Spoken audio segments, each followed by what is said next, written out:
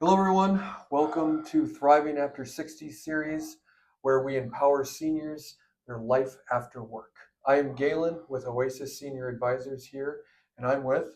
I'm Edward Givens. I'm an independent health insurance advisor. I'm licensed in 15 states plus the District of Columbia. And I've been in the healthcare arena, the medical field for over 20 years. Okay. Did you want to tell us a little bit more about health markets that you work for? Yeah, well, Health Markets is my back office, so I'm an independent Okay. agent. They basically just keep me straight, make sure that all my I's are dotted and my T's are crossed. Got it. Okay. Just Mhm. wanted to, Yep. understand a little bit more. Yeah. So, what kind of inspired you to go into insurance? Yeah. Well, just like you, I have a military background. When I got out of the military, what drew me was to get involved with the medical field. I have a pretty good knack for helping people understand complicated things and to Right. explain them more simply. Okay. And through my years being in medical device and pharmaceuticals, um, I knew that people didn't quite understand Right. how the system worked. It is very complicated. Yes. And then my parents are educators. My father was in the military. My mother taught for over 40 years. And my mother is very, very, very good at keeping notes and keeping things structured. Okay. And a little over 20 years ago, she brought, for Thanksgiving, she came over and she gave my brother and I um, an envelope.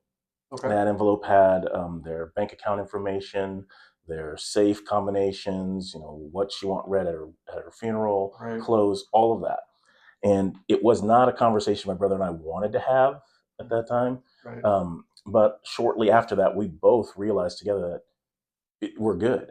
We know what our parents want, so there's nothing we need to argue about Mm-hmm. or wonder should we do this or should we do that. And part of my training in helping doctors with either a medication or device was helping them be prepared. If something happens, this is what I do. This is Yeah. how it works. Um, and so I just kind of translated that to helping individuals. Plus, it allows me to be able to visit my daughters anytime. It gives me a more flexible schedule to Right. work with my clients and to be able to see my family. So, my design is to work with those families that I call the sandwich generation. So, they've That's a got good way to phrase parents it. who are still alive or older, they're probably on Medicare, and they've got kids, and their kids are probably high school age or in college. And so they want to make sure that their parents are okay because they know their parents are slowing down. They don't know what's happening with their kids, so I can help them understand that. But then also for themselves, they want their kids to be prepared for when they get older. Right. So I help them understand that process. So when dealing with seniors, I help you and their kids understand what does mom and dad have so they know what's available so they can figure out what resources they have or don't have so they can put a plan together. And I try to encourage people, don't try to keep up with the Joneses. Right. Just figure out what do we have. Mm-hmm. If there's anything that can work within our budget that we might be able to purchase to utilize, or maybe it's even moving closer to family Right. so it's easier for everybody, then that's a resource you have, and then you can use the resources you have to, as I call it, live with dignity as you get older. Right. Okay. And for the seniors that are watching this as well, can we just try and like break down some of the parts with Medicare? I know a lot of it gets really involved and stuff like that. So, and Yep, you as the expert here, I'd like you to kind of break it down. not a problem. So a lot of people get a little confused because Medicare truly has four parts. Mm-hmm. You've got your Part A, and your Part A is the hospital things. It also deals with hospice and skilled nursing. Those types of things are your Part A. Mm-hmm. And if you are eligible for Part A, then you have worked for at least 10 years or 40 quarters and you've paid into Social Security. Okay. That means that you don't have to pay a premium for your Part A. You've already paid it. Right. If you have not worked that long and paid into Social Security, then you may have a premium for your Part A that you have to pay. Okay. Okay? So when you work longer, it's better. Correct. Okay. Yeah. Makes sense. And then you have your Part B. Part B is the outpatient things, the doctor's visits, outpatient surgeries. There are even Part B medications. Those would be medications that you would get like an injectable from your doctor Right. or at their office. And that's something you would take at home. And that's your Part B. Now, everyone's going to pay their Part B premium. Okay, unless they are low income and they may get some assistance from the state. Right. Um, as of right now, that's about $185. Okay? But that's going to change when we move into 2026. Right. Estimated to be closer to $200, if not a little bit over $200. Right. And that's going to affect a lot of people. It's going to affect a lot of people, and unfortunately, we will not know until November. Right. That's when the final number will come out, and we'll be like, okay, that's the answer to that question. But also, if you have done well and you've earned a significant income, you have an income modified um, payment that you have to make. We call it IRMA. And that means that you'll have to pay a little bit more for that Part B premium. Oh. Okay. Now, for a lot of people, they might think that that premium is forever. It's not. If your income goes down, you can apply for an appeal, and then you can have that amount reduced Okay. based on your income. And for an appeal, would somebody need to contact you for that, or No, that would they'd be be able somebody to reach else? out to Social Security and just submit it themselves. Oh, okay. Okay. But sometimes people forget. It's like, well, you didn't need to pay that these few years because your income's lower. Make sure you get that adjusted. Right. And then in true government fashion, as I jokingly call it, you have Part D. Okay. Okay, so original Medicare A and B does not include a prescription drug benefit Right. as that component. So you would need to purchase a prescription drug plan. Okay? And that's the Part D, and that those are provided by independent companies, private companies. Right. They're going to have different types of formularies, and that means what types of drugs and how many drugs and what they're going to cost. They have a list, and they've developed their own list based on the pharmacies that they use, and then that's how much you would pay, okay, for your prescription. Now, there have been some companies in recent years who are getting out of the market, and so their prescription drug plans are no longer available. And we know that coming up for 2026, there are going to be companies that will be leaving the market, or once they had 3 or maybe 4 prescription drug plans, they're going to reduce those down to maybe 1 or 2. Okay? Oh, so we're gonna have less options when it comes Less to. options. So, in particular, this year, people are going to need to pay attention and make sure that they're on the right type of plan. Right. Because some plans in some areas, they may have had 3 prescription drug plan options. They get rid of one, and they will automatically, what they call, crosswalk people to a new one. Okay. Okay. So they'll tell you in what's called your annual notice of change. But if people aren't reading that, they won't see Oh. it. And all of a sudden, January comes and they're on a brand new plan. Oh. And it may have a premium. And either way, it just switches over without your knowledge. Correct. Oh. And Correct. and would that be something you could do for an appeal, or is that something where you're just like you ran out of That's time? when you ran out of time and you're Okay. going to get caught. That's why we're recommending, especially this month in September, either this week or next week, people should be getting their annual notice of change, what we call the Right. ANOC, and they really need to read it. They really need to take the time to find it and go read it. I have a few clients, they've elected just to have their information from the prescription drug company sent to them via email. Okay. Okay. If you don't see it, Right. you need to call the company and ask for your ANOC, ask them to mail you one. Because a lot of people will just, oh, that's just spam mail or that's Oh, yeah. marketing, and they'll They'll just they'll skip toss it. it. Okay. Okay.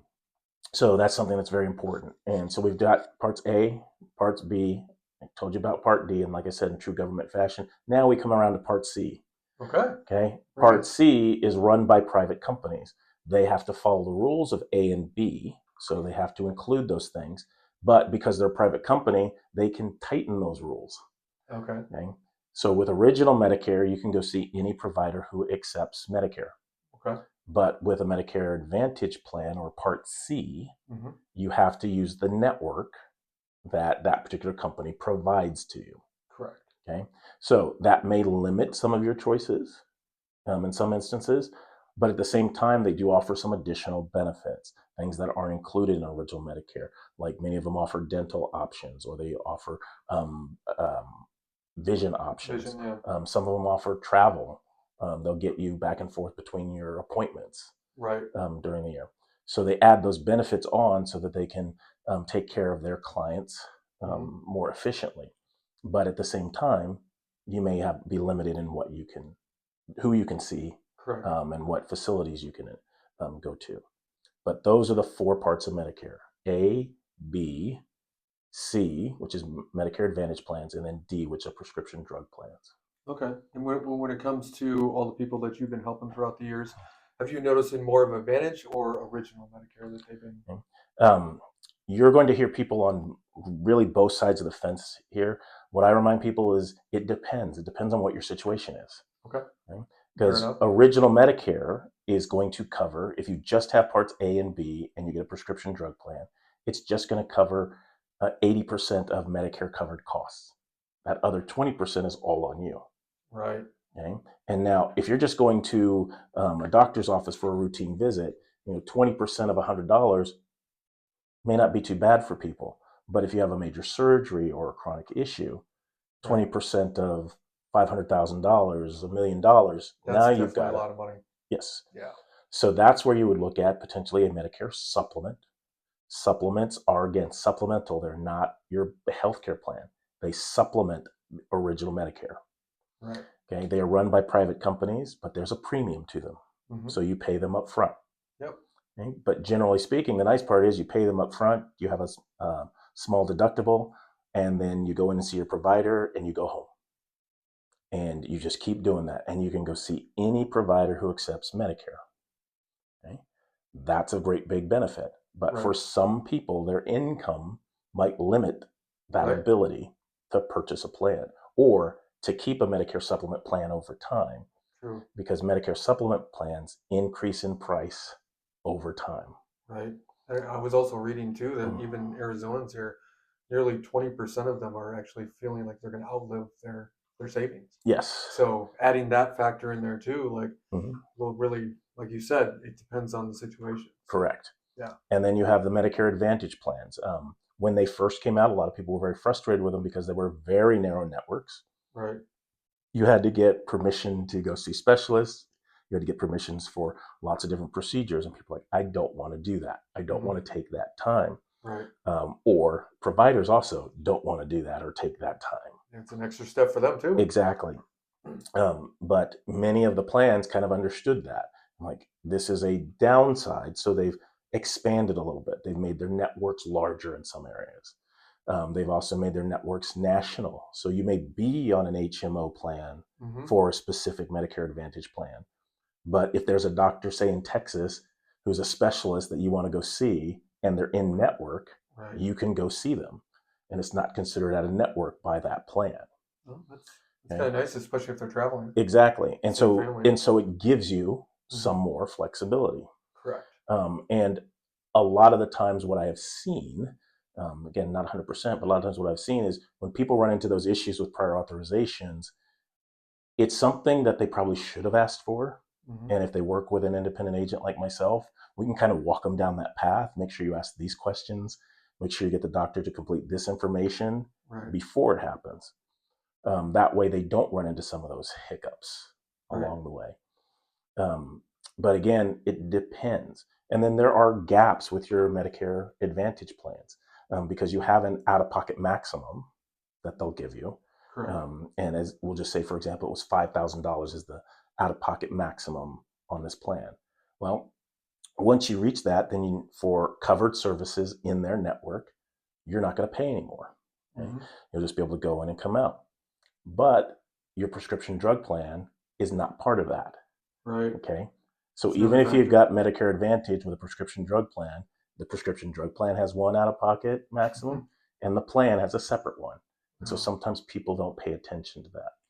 And then hidden in some of these, I won't say it's hidden, it's overlooked, is probably a better way of putting this. Okay.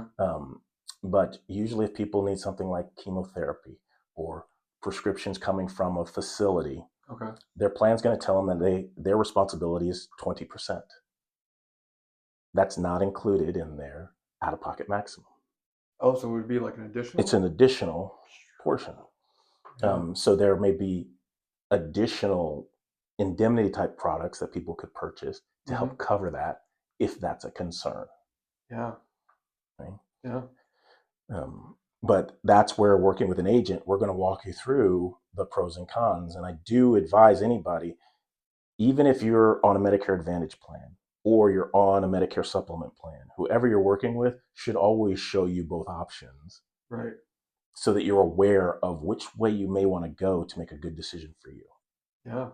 Yeah, because it sounds like everything that you've been talking about, it's not simple. You can't just pick C and be like, hey, we're good to go. Absolutely not, because sometimes that happens with Medicare Advantage plans. As an example, for the coming year, about 3 million people are going to be affected from the fact that many companies are exiting the market. Right. So they're taking their plans off the market, which means you need to go to something new. Right. Or you might not get some of the assistance because they're closing out some plans and they're allowing them basically kind of sunset. They don't want people to get into them. People may stay in them, but eventually there's not going to be as much support there as Oh, for something else. right. Like transportation can be cut. Correct. Oh man. Your out of pocket could go up. True. Your copays could go up, and so they start to wean it down a little bit so that they want you to get onto another plan that's more robust. Yeah. And I mean, it kind of seems like you have to choose which road, and sometimes you're like, Yeah, this road looks better than that road. correct. Oh, okay. Yeah. Yeah. I mean, you've definitely covered some real life advantages that could, or not advantages, but like disadvantages that come, with Mm. getting to that point, and Yeah. how to navigate it is definitely pretty rough. So a lot of the seniors that I work with, they're going into assisted living or memory care. Mhm. So when they get there, they probably should consult with you, because now they're going into an area where they're going to be, they're not going to really have transportation anymore. So Mhm. they're going to have more mobile options. Like, do you want to Yes. go a little bit more into that just to, Yes, there are a lot of mobile options in major cities. When you get to rural areas, then sometimes we have some challenges there. mhm. But most of the mobile options will accept Medicare. So they'll accept original Medicare with a supplement, or they'll accept a Medicare Advantage plan. So people will know that that's an option. One thing people, as they start to go into a facility, need to think about, and that's why I'm focusing on the sandwich generation, Right. is do they have powers of attorney in place That's another one. for their family members or for a trusted advisor, a trusted friend, hmm so that they can make some of those decisions for them? Yeah, on their behalf, because Yep. you never know if they can or cannot do that. Correct. But if they have that already done, especially before they go into some sort of memory care, Right.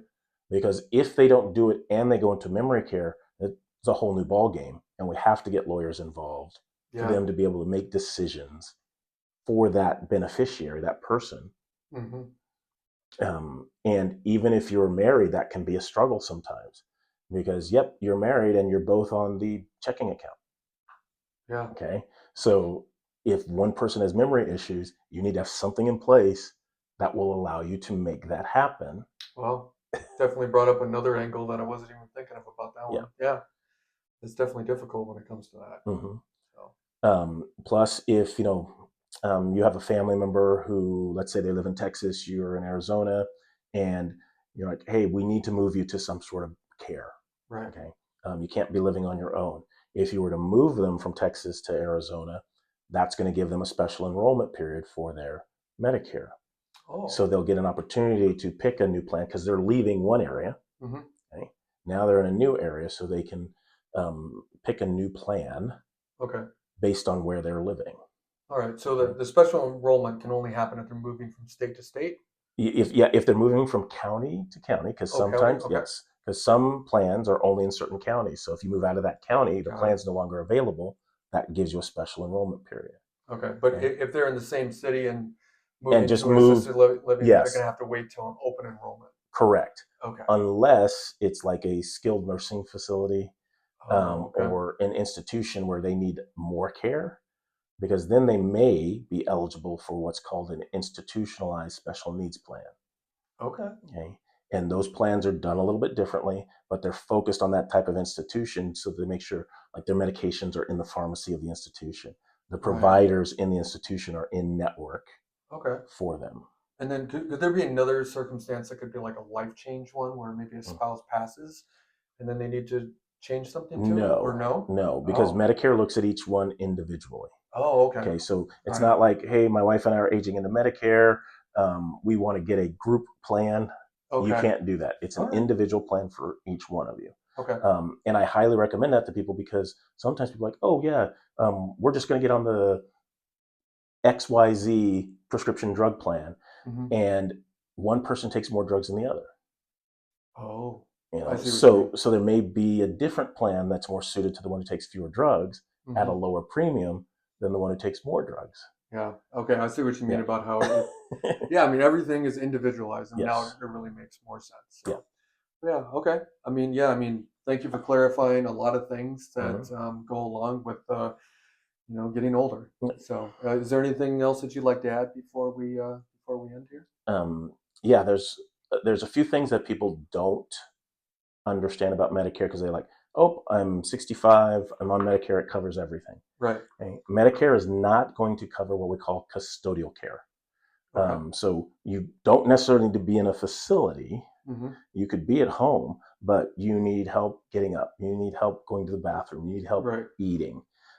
Those types of things are custodial care Okay. items. Somebody who may have dementia issues, okay? That would be stuff that needs custodial care, not skilled nursing in the hospital or a Right. skilled nursing facility. So Medicare does not pay for that. You've got different options that people can do, but you do have long-term care policies that people can purchase. Again, you'd have to do it before the diagnosis. Right. You have hybrid life insurance policies, so they're um, both permanent and or term policies that have what are called living benefits attached to them, which means if something like a dementia diagnosis or you can't do 2 of the 6 daily functions of life, Right. you'll have access to a portion of those funds, and then you can Oh. use those for that need. Okay. Some people who may be military veterans Hmm. don't know if they're going to the VA and they have a VA primary care provider and they're on the rolls, Yeah. the VA will pay for some assistance in the home. Oh, that's good to know. Yeah. Um, we found that out with my father. He has Alzheimer's, but he's had a VA physician for decades. Right. And, we're looking at how do we get some additional assistance here? And they're like, well, he gets X number of hours per month Hmm. through the VA. I'm like, yep, sign us up. Okay. Okay. Um, Original Medicare doesn't cover things like dental, vision. Hmm. Some people want to go to the chiropractor for routine, you know, checkups. Yeah. It will not pay for things like that. It won't pay for acupuncture. It won't pay for hearing aids. So these are some of those other areas that you have to consider. Is this a concern? Might I need this? Then which way might I go? Yeah. Definitely weighing your options when it comes to Mhm. that. And we have gotten into a bad habit. I'm talking our society, where we kind of like things that we things that we fear or things that are challenging. We find one solution and we kind of stick and we don't look anymore because like I don't want to talk about Oh yeah. I mean, yeah. I mean, a lot it. of times with the seniors and the families too, that it's tunnel vision. Yeah. Yes. It's like I need help now, and we need to get going, and we're Mhm. missing all the things on the sidelines. Yes. So And so, in talking to someone like myself, an independent agent, we can walk you down that path. Think of it this way: we're all traveling a stream of life. right. Okay. And at the end of that stream are some rapids, some Rockies before we get to the end. Yeah. And that sandwich generation I like to work with, I'm trying to prepare them for those rapids. Right. Okay. So I want to train you before you get there so we can put something in place to Right. make that a smooth ride Hmm. rather than as bumpy as it could get. Yeah. Then you're out of the boat. Yep. So yeah, you don't want to be. So okay. Yeah. Yeah. All right. Well, thank you for all the knowledge that you have. I'll Mm-hmm. definitely leave your contact information here in the video, so that way, if anybody has any additional questions, they can reach out to you directly. So, Not a problem. I'm happy to help. And just to remind people, the annual enrollment period is about 26 days away. yep, 26 days and counting, folks. Right. So I would recommend that if you are in that age group or you have a family member in that age group, go ahead and review that annual notice of change so that you can have some ideas of what you may need to be asking if you need to make adjustments. Yeah, and don't throw a lot of your mail away either. You have to go Correct. through it at least. Try to make sure it's not marketing junk. Yes. So, thank you again, Edward. Oh, It not a was problem. Thank great. you, Galen. So, Yep. thanks everyone.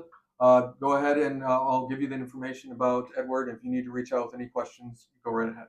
Thank you.